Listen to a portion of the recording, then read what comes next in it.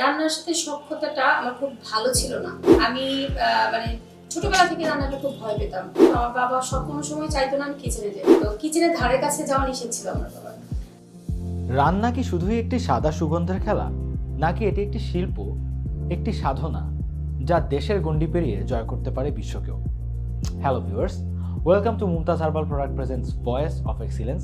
আমি সাদিদ আছি আপনাদের সাথে। আর আজকে আমাদের সাথে আছেন এমন একজন মানুষ যিনি তার রান্নার শিল্প দিয়ে শুধু দেশকেই জয় করেননি, অনেক মানুষকে স্বপ্নও দেখিয়েছেন।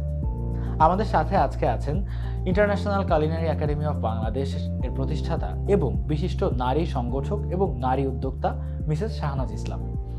চলুন আর দেরি না করে আমরা আমাদের ইন্টারভিউ সেগমেন্টে চলে যাই, শোনাই আপনাদেরকে শাহনাজ আপার স্বপ্নের গল্প।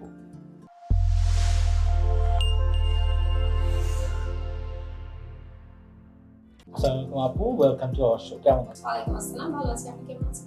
আমিও ভালো আছি। আপনার তো একাধারে অনেকগুলো পরিচয় আছে, কিন্তু ফার্স্ট থিংস ফার্স্ট, আপনার যে রন্ধন শিল্পটা ওটা নিয়ে আগে শুরু করতে চাচ্ছি। তো প্রথমে যখন আপনার রান্নার সাথে সখ্যতা গড়ে উঠেছিল, সেই সময়টা আসলে কখন ছিল এবং কিভাবে সেটা হলো? রান্নার সাথে সক্ষতাটা আমার খুব ভালো ছিল না। আমি মানে ছোটবেলা থেকে রান্নাকে খুব ভয় পেতাম। তো আমার বাবা কোনো সময় চাইতো না আমি কিচেনে যাই। তো কিচেনের ধারে কাছে যাওয়া নিষেধ ছিল আমার বাবার। শ্বশুর বাড়িতে যখন যাই, তো শ্বশুর বাড়িতে সবাই দেখি খুব ভোজন রসিক। তো একদিন আমার মনে হলো যে একটু রান্না করি। তো বিকেল বেলা গেলাম, চা রান্না করলাম, নুডলস নিজে নিজে রান্না ট্রাই করলাম, স্যান্ডউইচ করলাম। তো আমার শ্বশুর খুব শখ করে খেলো। খাওয়ার পর মানে সে পুরোটা খেয়ে ফেললো। তো আমি অনেক ইন্সপায়ার হয়ে গেলাম, বলে আমার প্রশংসা করছে, অনেক ভালো হয়েছে। তো আমি প্রশংসা শুনে যখন নিজে মুখে দিই, তখন আমি আর খেতে পারছি না, এত লবণ। তখন আমার মন খারাপ হয়ে যায়, বাবা আমাকে খুশি করার জন্য সে খেলো। তখন আমার ভিতরে একটা মানে আবেগ কাজ করে যে আমাকে রান্না শিখতেই হবে। সংসার জীবন সামলে এই যে রান্না শেখার পেছনে যে সময়টা দিতেন, এই সময়টা কিভাবে বের? আমার ফ্যামিলিতে আমার হাজবেন্ড সবচেয়ে বেশি ইন্সপায়ার করতো। তো সে সবসময় বলতো যে তোমার কি কিছু করতে ইচ্ছে করে, তুমি ফেড আপ থাকো, তোমার কিছু করতে ইচ্ছে করে তুমি আমাকে বলতে পারো। যেহেতু তখন বিয়ের বয়স 10 বছর হয়ে গিয়েছে, তখন আমি বলতাম 9 বছরের কাছাকাছি, তখন আমি বললাম হ্যাঁ আমার রান্না নিয়ে কিছু করতে ইচ্ছে করে।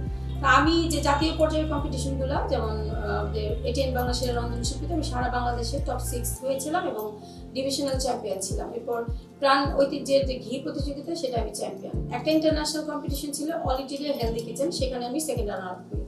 আপু, আপনার শুরুটা হয়েছিল নিছক আপনার পরিবারের মানুষদেরকে ভালো কিছু রেঁধে খাওয়ানোর আগ্রহ থেকে। সেইখান থেকে ইন্টারন্যাশনাল কুলিনারি একাডেমি অফ বাংলাদেশের মতো আন্তর্জাতিক মানের একটি কুলিনারি ইনস্টিটিউট খোলার ভাবনাটা আপনার কিভাবে এলো? এবং যখন আপনি শুরু করেছিলেন, তখন কি আপনার এই মেটা ছিল যে আপনি ইন্টারন্যাশনাল লেভেলের একটা কুলিনারি স্কুল প্রতিষ্ঠা করবেন নিজে?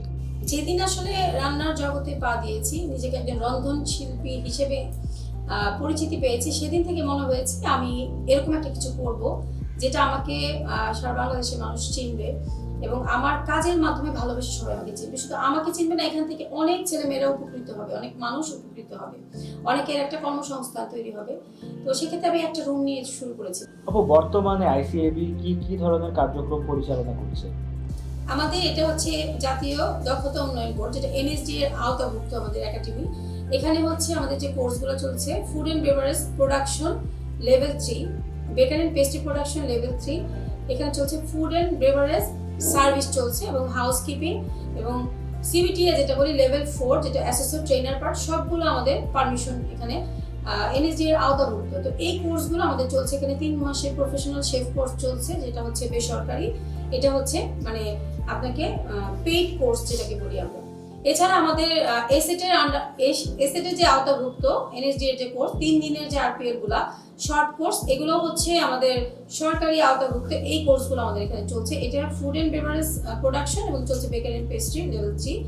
এটা যে কেউ যারা ফুড ইন্ডাস্ট্রিতে কাজ করছেন অলরেডি, তারা এখানে স্বীকৃতি স্বরূপ আমাদের এখানে এই আরপিএলটা করতে পারে সবাই। এছাড়া আমাদের শর্ট কোর্স চলছে, বিভিন্ন ধরনের ডিপ্লোমা কোর্স আমরা চালু করছি।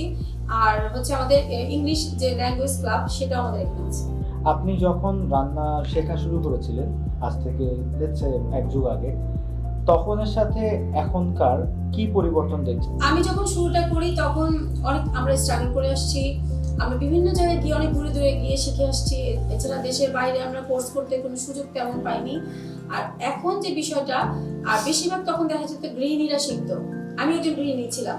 তো তো তখন দেখা যাচ্ছে রান্না মানে গৃহিণীদের শিখতে হবে, এরকম একটা কালচার ছিল আমাদের দেশে।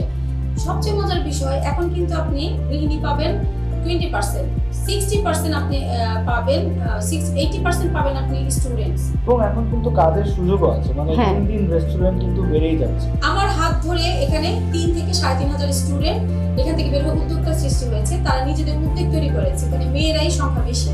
থ্যাংক ইউ, আপনি বেশ গুরুত্বপূর্ণ একটি পয়েন্ট বললেন। আমরা অনেকেই হয়তো জানি না বা জেনেও বারবার ভুলে যাই, আমাদের যে ম্যাক্সিমাম অসুখ বিসুখ হয় তার জন্য কিন্তু মানে অধিকাংশ ক্ষেত্রেই আমরা যেটা খাই সেটা দায়ী। আমি বলবো প্রতিটা নারীর এই জিনিসটা অবগত হওয়া উচিত। যদি সে সুস্থ থাকতে চায়, তার ফ্যামিলিকে সুস্থ রাখতে চায়, তাও দরকার। যদি সে কোনো জবও না করে, সে যদি কোনো বিজনেসও না করে, শুধুমাত্র সুস্থ থাকার জন্য, ভালো থাকার জন্য এই টেম্পারেচার, ফুড হাইজিন সম্পর্কে জানা উচিত। আপু, এবার একটু অন্য প্রসঙ্গে আসি। শুরুতেই বলছিলাম যে আপনার বেশ কয়েকটি পরিচয় আছে, যার মধ্যে একটি হচ্ছে আপনি একজন নারী উদ্যোক্তা এবং আপনি একজন নারী সংগঠক। আপনার একটি আপনি উদ্যোক্তা হিসেবে আপনার একটি সংস্থান আছে, ওটা হচ্ছে নক্ষত্র শৈলী, এবং আপনার আরেকটি সংগঠনও আছে, নক্ষত্র নারী সংগঠন। তো এই দুটো নামের ভেতরে একটি অভিজাত্য লক্ষ্য করা যায়।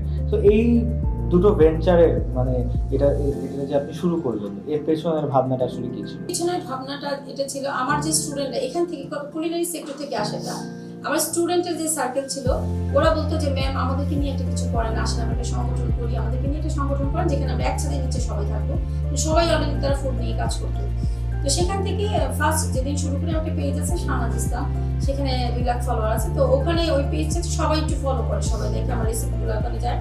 তো ওখান থেকেই পোস্ট দেয়া যে আমরা একটা গেট টুগেদার করতে চাই শুধুমাত্র উদ্যোক্তাদের নিয়ে। তপু, নক্ষত্র শৈলী নামটি খুব শৈলী, তো এখানে আসলে কি কি শিল্প নিয়ে আপনারা কাজ করছেন? ফ্যাশন ডিজাইনিং নিয়ে কাজ করব, কিন্তু কখনো করা হয়নি, কারণ ওটা আমার তখন ভালো লাগেনি। একটা সময় মনে হতো যে এটাও আমি করব। তো এখন এই আলহামদুলিল্লাহ আমি সফল হয়েছি। এখন নিজে ডিজাইন করা শাড়ি, নিজে ডিজাইন করা কুর্তি, আমরা এই জিনিসগুলো এখন করছি। তো এবার একটি প্রশ্ন আপনার কাছে না রাখলেই নয়। আপনি শুরুর দিকে বলছিলেন যে প্রথম দিকে যখন রান্না প্র্যাকটিস করতেন নিজের চর্চার জন্য, আপনি রাতের বেলা মাঝরাতের পর গিয়ে আপনি কিচেনে রান্না করতেন। তো এখন তো সিনারিও অনেক চেঞ্জ হয়েছে, কারণ এখন আপনার ব্যস্ততাও বেড়েছে, আপনার রান্না বা আপনার উদ্যোক্তা হিসেবে আপনার সংগঠনের কার্যক্রম সবকিছুর পরিধি আরো অনেক বড় হয়েছে। তো এখন আসলে এত কিছু সামলে আপনাকে সংসার সামলাতে হয়, আপনার নিজের সংগঠন আছে, আপনার নিজের একটা শোরুম আছে, প্লাস আপনার রান্নার যে কালিনারি ইনস্টিটিউট, এত কিছু সামলে নিজের জন্য কিভাবে সময় বের করেন বা টাইম ম্যানেজমেন্ট আসলে কিভাবে করেন? আমার হচ্ছে রুটিন বাঁধা। আমি রুটিন করা, বাসায় খুব সুন্দর করে রুটিনটা আমার হাজবেন্ড আমাকে করে দিয়েছে। তখন আমার মাথায় ছিল না, সে এতটাই হেল্প করে আমার জন্য একটা রুটিন রেডি করে দিয়েছে এবং একটা ডায়েরি রেডি করে দিয়েছে যে তুমি মানে 1 সপ্তাহের রুটিন করে ফেলবা, ডায়েরিতে সব লিখবা যে আজকে কি করছো, কালকে কি করছো, কারণ আমি ভুলে যাই। তো থ্যাংক ইউ শাহনাজ আপা এতক্ষণ আমাদেরকে সময় দেওয়ার জন্য, কারণ আপনি অনেক ব্যস্ত একজন মানুষ, তার মাঝেও আপনি আমাদের সাথে এত ভালো ভালো কথা শেয়ার করলেন, আপনার সাকসেস স্টোরিটা শেয়ার করলেন। আশা করছি আমাদের অনেক দর্শক যারা আপনার মতো রান্না নিয়ে স্বপ্ন দেখে, তারাও আপনাকে দেখে আরো ইন্সপিরেশন নিয়ে তাদের স্বপ্নটা পূরণ করতে পারবে।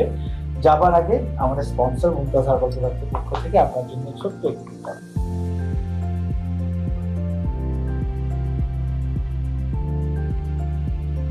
আপু, আশা করছি আপনার আইসিএবি, নক্ষত্র শৈলী এবং নক্ষত্র নারী সংগঠনের কার্যক্রম দিন দিন আরো বড় হোক এবং আপনার যে আলটিমেট গোল ওটি আপনি পূরণ করতে পারেন। আমার এবং আমার টিমের এবং আমাদের সিরিয়ালের সকল দর্শকদের পক্ষ থেকে আপনাকে অনেক অনেক শুভকামনা জানাচ্ছি। দর্শক, আজকের মতো এখানেই বিদায় নিচ্ছি। আশা করছি যে শাহনাজ আপার কথা আপনাদেরকে অনেক ইন্সপায়ার করেছে এবং আপনার যদি মনে হয় যে আপুর কথাগুলো শুনে আপনার কোনো কাছের মানুষ বা কেউ অনেক অনুপ্রাণিত বা উপকৃত হবে, আমাদের এই এপিসোডটি কিন্তু শেয়ার করতে ভুলবেন না। আগামী সপ্তাহে আবারও দেখা হচ্ছে আরও একজন ভয়েস অফ এক্সিলেন্সের সঙ্গে। ততদিন পর্যন্ত সবাই ভালো থাকুন, সুস্থ থাকুন, অনুপ্রাণিত হতেই থাকুন এবং সিরি FM 96 এর সঙ্গে থাকুন।